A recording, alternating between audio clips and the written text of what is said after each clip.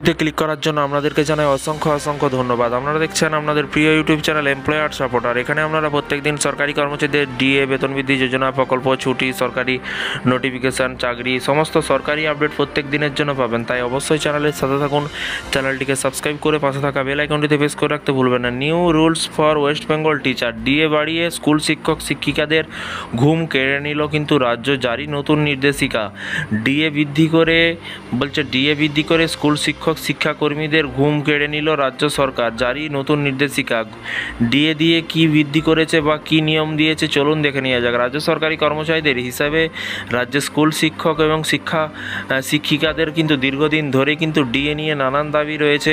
রাজ্য সরকারি কর্মচারীদের পাশাপাশি স্কুল শিক্ষক শিক্ষিকাদের কিন্তু ডিএ সংক্রান্ত সেই সকল দাবির অধিকাংশ পূরণ না হওয়ার কারণে এখনও কিন্তু রাজ্যে আন্দোলন চলছে। এসবের মধ্যে কিন্তু রাজ্য সরকার 2 দফায় এবং 3 মাসের মধ্যে দুবার কিন্তু 4% করে 8% ডিএ বৃদ্ধি করেছে এবং রাজ্য সরকারের তরফে 4% করে কিন্তু 8% ডিএ বৃদ্ধি করার ফলে কিন্তু এখন রাজ্য সরকারি কর্মচারীদের 14% ডিএ পাচ্ছেন। তবে এই ডিএ বৃদ্ধির পাশাপাশি এখন রাজ্য সরকারি কর্মচারীদের জন্য কিন্তু রাজ্য সরকার নতুন নিয়ম জারি করেছে। নতুন নিয়মের মধ্যে রাজ্যের শিক্ষক শিক্ষিকাদের জন্য যে সকল নিয়ম জারি হচ্ছে সেগুলি রীতিমতো কিন্তু আলোচনায় এসেছে।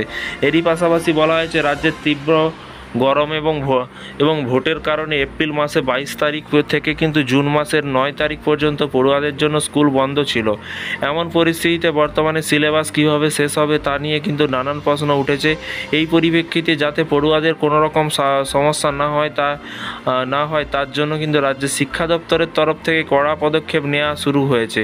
ইতিমধ্যে স্কুল শিক্ষক শিক্ষিকাদের উদ্দেশ্যে একটি নির্দেশিকায় জারি হয়েছে বলে জানা যাচ্ছে এবং সেই নির্দেশিকায় জারি করেছেন কমিশন অফ স্কুল এডুকেশন।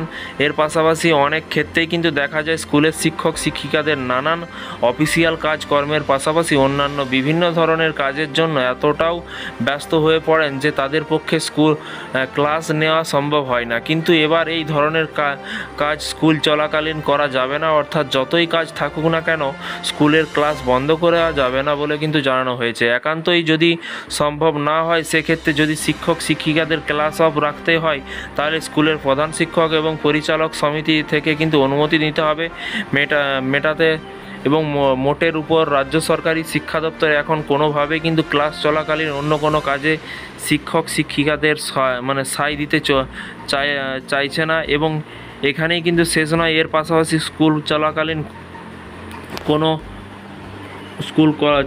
কোনো শিক্ষক শিক্ষিকা অন্য কোনো কাজে যুক্ত ছিলেন কিনা তা সম্পর্কে স্যালারি রিকুইজিশন